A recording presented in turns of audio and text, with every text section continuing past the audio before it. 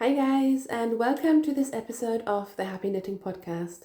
My name is Julia and I'm coming to you from the UK, and today is Saturday, the 18th of October 2025. Welcome to my knitting podcast where I'll show you some of my recent knitting projects, whatever that may mean. If you haven't been here before, just a very quick introduction. My name is Julia, as I said. I live here in the UK with my husband and our 5-year-old son. We have just had our 5-year UK anniversary. So we're originally from Germany, but we've been here for about 5 years. And when I'm not working and parenting, I love to do all the things crafty. I don't really like sewing, but I am dabbling in crochet and embroidery. I love spinning. I just never find the time for it. But one day, all the crafts, all the spinning, it will all come back. Before we get started, very briefly, I am wearing, of course, my Sunday sweater by Petite Knit, which this is like my 4th version maybe that I've made. I knit this along with my sister, who has recently become a sort of proper knitter and is knitting garments, and I think this was the first one that we knit together, which was really exciting. I used a strand of Filcolana mohair, I think it's called Tilia, with a strand of Holzgarn that I had in stash. So yeah, I've been wearing these sort of sweaters quite a lot. I love my Sunday sweaters. I also have a couple of Rebel sweaters by Drea Renee Knits. And I feel like in this part of the world right now, I mean, it's coldish, but not super cold. Our house is cool because we don't have the heating on loads. This is sort of the perfect garment. Like, it's a fingering weight yarn held with a strand of mohair, so it's definitely warm, but it isn't yet like the super crazy warm jumper that we may need, unfortunately, later on this year. So yeah, should we talk about some actual new projects? I have, should we start with the cutest thing? I have started a new project, which still has the bill from the yarn in it. I mentioned last week that my son and we finally agreed on a sweater, and it was going to be a fluffy sweater because my son loves anything and everything fluffy. And I got this yarn, which is Drops Alpaca Boucle, on sale. I think it was like $2.50 a ball. So I bought 4 balls. I think I might not even need 4. I think 3 may have been enough. So it was a experiment that was not, I thought it was worth taking. And I decided, of course, to make my son a fluffy sweater. So first of all, can I just say I hate knitting with this yarn. It is a boucle yarn. I mean, I knew what I was getting myself into. I just didn't think it would be this annoying to knit with. It's just, obviously it has all these little loops attached to the yarn, which makes it a little bit of a pain to knit. Especially when I cast it on, I started with some ribbing and you couldn't even tell. You genuinely cannot tell the stitches. So it makes it really hard to read your knitting. And I also sort of kept getting my needles caught in the loops. So I'm not finding this particularly enjoyable to knit. But I feel like I've got a bit of a rhythm now. And this is where we are. So I'm basically making this up. I started with a flax sweater for the numbers, but I didn't swatch because you can't even properly count the stitches. And I wasn't going to swatch. I was just going to start with a rough idea, and I have lost so many stitches. But I will pick them up and chat you through what I actually did. Did I mention that it's really hard to see your stitches? Sorry, I did need to pause. Yeah, like I said, this is just a bit of a nightmare. But I started with a top-down flax sweater by Tin Can Knits, but then I changed everything about it. So I started with, you can not see the fact that there is ribbing up here. It is just completely disappearing. And then the increases in the flax are knit front backs, but again, that was almost impossible with the yarn. So I decided to just do some yarn over increases, just to keep it simple. And then eventually I did do some math and figured out what numbers I actually needed, because I think this yarn tells you it at a 5mm needle, it should knit to 17 stitches per 4 inches. I'm knitting this at a 4mm, with a 4mm needle, and I'm getting like 12 to 13 stitches. So I'm not sure what they're doing with this yarn and 5mm needles to get that gauge, but it was completely off, which then also turns out didn't work for the flax worsted sweater, which I think has an 18 stitch gauge.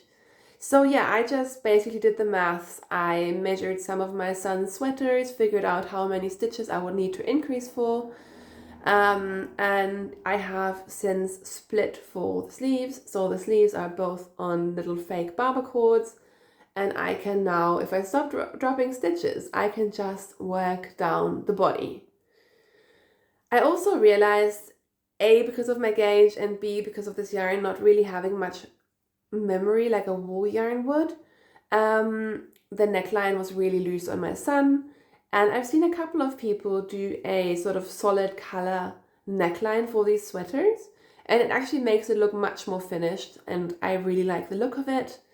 I did knit this 3 times because it was really hard to get the size for this right.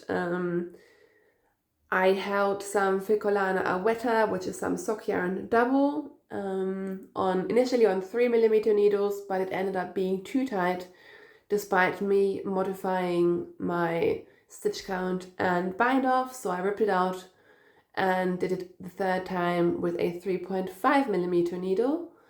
And now we have a workable neckline, which it looks a bit funny with the increases, but you know what? I think it'll be really, really cute. Who cares? So yeah, that is my improvised toddler, or it's not really a toddler, is he at 5? Kid sweater out of this dropped spool clay yarn, which honestly, I was considering buying this for a garment for myself. I'm glad I didn't. Which is just the characteristics of this yarn. I mean, I knew what I was getting myself into. Like you can see, you can't see any stitches. It's just fluff, and I think it will be lovely. But I don't think I would want to knit a adult garment in this. I know that loads of people use this held with something else, so either with a sort of mohair silk yarn or even with a solid yarn, and I think that would make my life so much easier. And I probably should have done that, but I am not ripping back. My son really wants this fluffy jumper, so he's getting his fluffy jumper, and yeah, that will be it.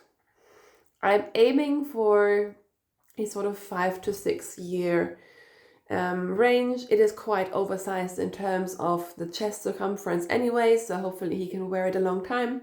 Although knowing him, he tends to just wear his things a lot, and then eventually they just felt and fall apart. But that's fine because they are meant to be worn. So all in all, it is working out quite well.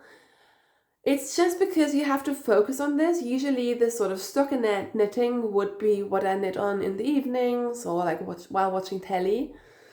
But say tonight I'm going to be watching the F1 and I can't knit on this because I need to actually look at the stitches and make sure I'm not catching the loops and I'm seeing my stitches properly. So this is making it a little bit more cumbersome than it maybe needs to be. But it's cute. I think my son will be really, really cute in this, and it will be nice and warm as well. So it's definitely sort of like, it's a light yarn. It won't need very much yarn at all. So it'll be a light garment, but it will also be really, really warm, which I think will be quite nice. So that is my new cast on for this week. I have also worked a bit on my socks, which I am obsessed with. These are what I call my Halloween socks. They are very, very, very bright. This is Fab Funky Fibers in her delightful Nightmare colorway. As I say every time I mention her, which I do quite a few times, I tend to buy the 50 gram skeins, which makes it much more affordable, and then I use whatever mini skeins or leftovers I have around to make heels, cuffs and toes, and that way I can still get a sort of long sock out of 50 grams of self-striping. So I took these to my son's class the other day. So I was knitting away while he was doing his exercise stuff, and I need to measure this because I think I'm not far off starting the toe, which is why I stopped, and I will probably do a neon yellow toe for this as well. Sorry, I'm mentioning my son a lot today. It is not my intention. It's just life. Next up, when I finished last week, and I finished clue 2 of the Stephen West Mystery Knit Along, which we'll talk about in a second, I still had a couple of days until the third clue came out. So I decided to pick up my Anchors sweater finally, which I've talked about so many times. I'm not going to go into detail again. Anchor sweater by Petite Knit using JC Rennie yarns. And I picked up the sleeve. I think I bound off the bottom actually. And then I picked up the sleeve and I finished the sleeve this morning. So sleeve number 1 is done. And I also have just about started the second sleeve. And I'm finding the sleeves on this particular version of this Anchor sweater, which again, I have knit many versions of. I'm finding the sleeves quite tight, so I chose not to do any decreases until almost the very end. So this is like the perfect TV, F1, whatever you want knitting. This is really easy to pick up and knit, and yeah, I'd like to just bang out the sleeve and be done with it, because again, this would be a really usable, light but warm sweater to have. And this yarn is always blowing out. It's impossible to photograph as well. It is a little bit darker than is coming up on screen, but yeah, maybe you get the idea. It's very beautiful. It's got this slight sort of variation in it as well, and I have steamed this sweater except for the sleeves, so it is already sort of fluffing up a bit, and the more I wear this, the fluffier and softer and more beautiful this will get. So I'm very, very excited about this one. In other garment news, I also finished a sleeve on my Iris sweater. So this is the Iris sweater by Trin Annelie. I have mentioned this many times since I started this sweater in August, late August I should say. So yeah, I was sort of halfway down the sleeve and then I got caught up in the MKAL, and spoiler alert, when I decided I hated clue 3, I decided not to knit it and instead finish the sleeve. So sleeve 1 of the Iris sweater is done. It's looking a little bit messy, but that's only because this hasn't been steamed, whereas the rest of the sweater has been steam blocked. So it will even out and it will be beautiful. And in terms of the pattern, I was surprised to say that I actually followed the 2 charts for the sleeves exactly, and the length turned out beautifully. Because with row gauge, it's always a bit tricky, and the pattern gives you instructions on how to make your sleeve longer or shorter depending on your row gauge. But mine just worked out perfectly, which is great. So I finished at the point where I wanted to finish it. Made a cuff, which I made ever so slightly tighter and decreased a little bit more than the pattern, because I can see that in the pattern, the sleeves, even the cuffs, are quite oversized. And I like a nice fitting cuff. But yeah, sleeve 1 is complete and sleeve 2 is underway, and I'm really, really enjoying this still. I didn't think I would, but I don't know, color work in the round with loads of colors, it's just, oh, I love this so much. I think this is such a beautiful piece, if I may say so myself, and it's just making me so happy working on this. So I'm glad I'm finally spending time on this again, and I will probably spend at least this afternoon, if not this weekend, just working away on my sleeve. So essentially, we have two garments that are both on the second sleeve, which is very, very exciting because both of these have been on the needles for a long time. And yeah, here we are, getting things done. I'm not sure what I'm going to finish until next week.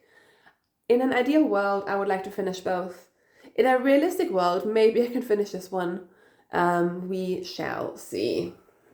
And I should say the Iris sweater is knit in the original yarns and original colors, which is Holstgarn, straight from Denmark, and I'm really enjoying it. Right, let me have some matcha and then we'll talk about the MKAL. So, should I show you my Stephen West mystery musical knit along very, very briefly? Because last time I showed it to you, I was halfway through clue 2. So, spoiler alert, I will show you the entirety of clue 1 and 2, which is beautiful. It is on a not super long cable, so it is distorting a bit, but you get the idea. It's also been smushed into a bag, but it is so beautiful and I was so in love with it.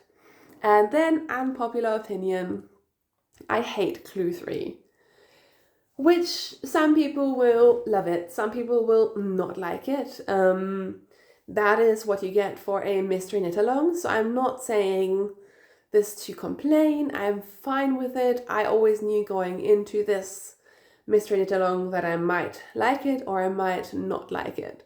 What I tend to do is I tend to look at the first clue when it comes out and then decide if I want to start it. And I did, and I loved it. I loved the second clue, and then I sort of committed. I don't know what to do about it. I don't like it. I think, at least for me personally, it's just too sort of mishmash and it looks a bit like a patchwork thing, which I think can be fine and people can enjoy it. I just personally don't. And in a way, I'm sad because I spent so much time on this, but I also don't want to spend even more time, and it's a lot of knitting, into something I'm not sure about. So this is in timeout for now. I will see what clue 4 looks like, and if it ties it all together beautifully, I might change my mind. I've also been looking at the sort of Ravelry threads and seeing what people do, and some people are thinking about modifications. I think it's just that the shape that it is in right now makes it really difficult to add something on, whereas if it were a semicircular shawl, it would be quite easy to modify and just figure out my own ending. So yeah, sadly, I don't know. Right now, the likelihood of me finishing this, I wouldn't say is very high. And again, this is just my opinion. I'm not complaining. It is just what you get with a Stephen West mystery knit along, and yeah, you could say you've seen all of his previous shawls. Of course, they're going to be a bit crazy, but some I like more and some I like less, and this one is maybe just not my cup of tea. If you're also knitting it, do let me know what you're thinking. I'll be really interested, and I will not be offended if you love it. I'm just curious. The sad thing about it is that I have cut my yarn a million times. My yarn is in so many tiny little pieces that even unraveling and reusing it would be quite difficult.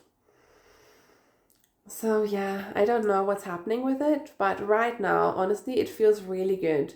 Rather than plugging on with something I'm not sure about, to be working on other projects like the Iris sweater that I'm really enjoying. And projects like the teddy sweater, which I'm calling it, is not the official teddy sweater, but this one, which I'm not massively enjoying, but this has a very specific purpose. So these things are sort of closer to my heart than a MKAL. And once again, because for my MKAL I didn't buy a fancy kit, I used just in air quotes, but the yarn that I used is this yarn, which is Cascade 220 fingering non-superwash. And the fact that this isn't the most expensive yarn, it is quite, I think I got the whole yarn for all of my, like the entire shawl for about £30.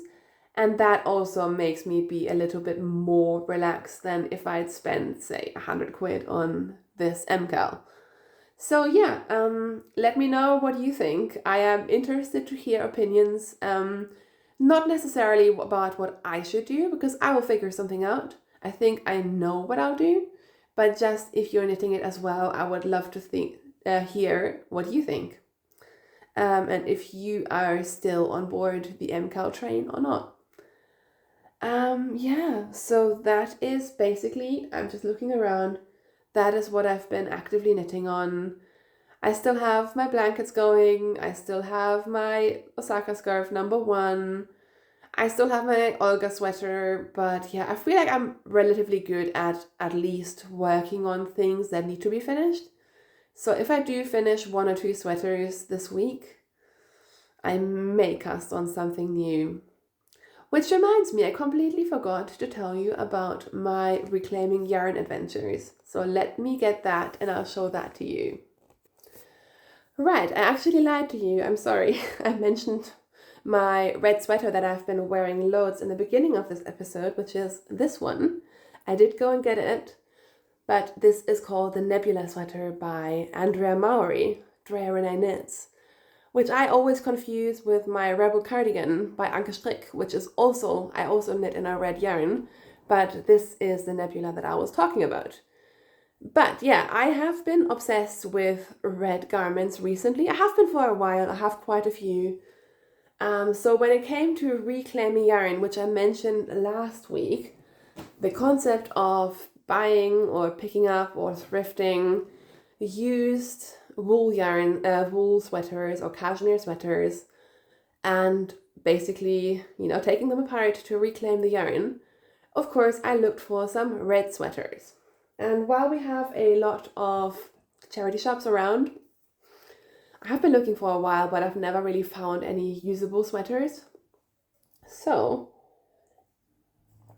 I ordered myself 2 wool sweaters from eBay. And I think some of you were interested, so I'll share that very quickly. I did not film the progress or anything, because honestly, I was just like trying to figure it out for myself. But what I did is I ordered 2 sweaters, and the first one in this glorious shade of burgundy. It comes across a bit pinkish. It is slightly pink, but I would say it's more on the red side. This was I think sort of a large-sized women's wool sweater from Wool Lovers, which is a brand that I actually quite enjoy. It was like a cabled sweater. It was a little bit felted, but it was okay. It cost me about, I don't know, £12, £14. I can't even remember. And I took it apart. I did look at a lot of sweaters online and looked at the tag to see the side seam, because depending on what kind of seam your sweater has, that decides whether you can unravel it or not. So I did do some research, and if you want to do the same, do look it up online and look at what seams you need. But this one seemed to work, and because it was a slightly thicker yarn as well, I thought this would be the perfect sort of beginner trial sweater for me. And I got myself like 650 grams of this yarn out of one sweater. So I would say this was definitely a success. So I took it apart, I unraveled it, balled it up by hand, I steamed the yarn. I steamed the sweaters first of all to get rid of any sort of critters and whatever could be in there. Then I unraveled the yarn, I steamed the balls to take out some of the crinkliness. I then dried them, rewound them, steamed them again, and I'm going to rewind them again just to make sure there's no moisture left in this yarn, which I don't think there will be, but yeah, just to be sure. And this yarn, as it turns out, is actually 2 strands of yarn, and this entire sweater was held with these 2 strands, double-stranded. And part of me is tempted, it would be such a nightmare, but part of me is tempted to divide these strands. But that would give me 650 grams of a relatively fine yarn, probably a fingering weight. Whereas I'm actually thinking, is it more worth it keeping this as the, I would argue, DK to worsted weight yarn that it is, to make something really cozy, considering I have quite a lot of it. So I haven't decided yet, but I am thinking I might use this to make a sort of turtleneck, not like the super tight turtlenecks, but one of those with like a big faux turtleneck, whatever you want to call it, like a high-necked, oversized garment, possibly a petite knit pattern or like Ozetta, something along those lines, to make myself a really, really comfortable, beautiful red sweater. The yarn is 100% wool.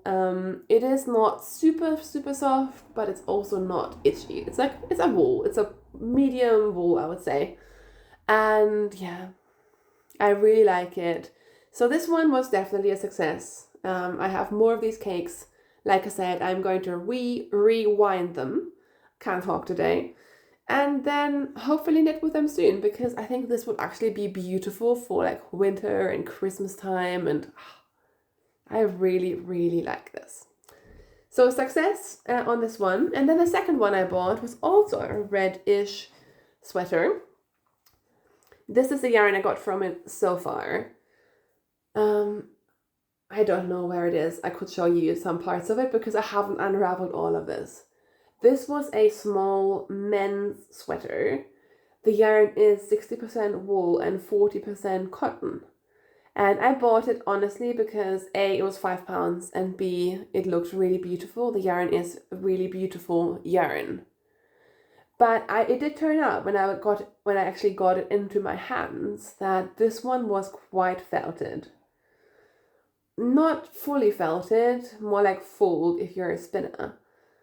But it was a bit of a pain to unravel, and as you may be able to tell, this is also much finer of a yarn. So this is why I didn't go with this one to start with. I went with the thicker yarn first to figure it all out. What I did get from it, this is about 110 grams, is absolutely beautiful. So I unraveled one sleeve and I unraveled basically the lower part of the back that didn't have any of like the seams or anything complicated in it. But this took me a lot of time. And I'm just undecided about it. I'm not sure if it's worth it. The yarn is fine.